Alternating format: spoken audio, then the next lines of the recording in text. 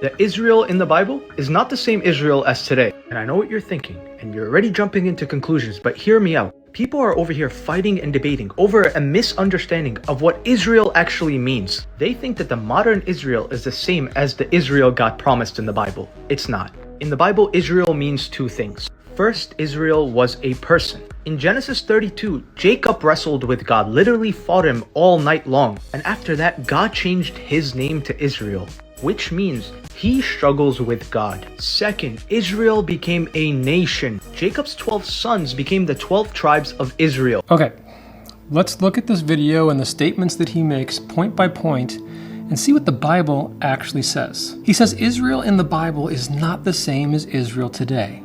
And then he goes on to say Israel is two different things. It's a person, Jacob, whose name was changed to Israel, and then Jacob's 12 sons became the tribes of Israel, a nation. But when you actually look in Genesis chapter 12, verses 1 through 3, where God promises to Abraham three things. Number one, he promises him a land. Number two, he promises him a seed or descendants. And then number three, that the whole world would be blessed through Abraham. Now what this creator is doing, whether knowingly or not, is he's taking 1/3 out of those three promises, and he's removing it from the equation.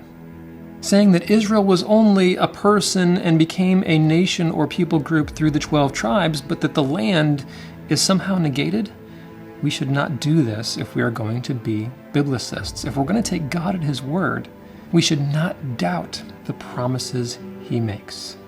So what's the deal with this land promise? The promise of the land was huge.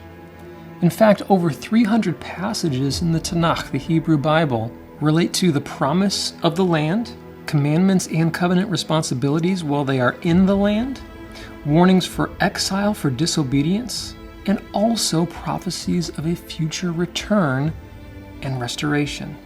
The land of Israel is a central promise within the scripture that epitomizes and showcases the faithfulness of God.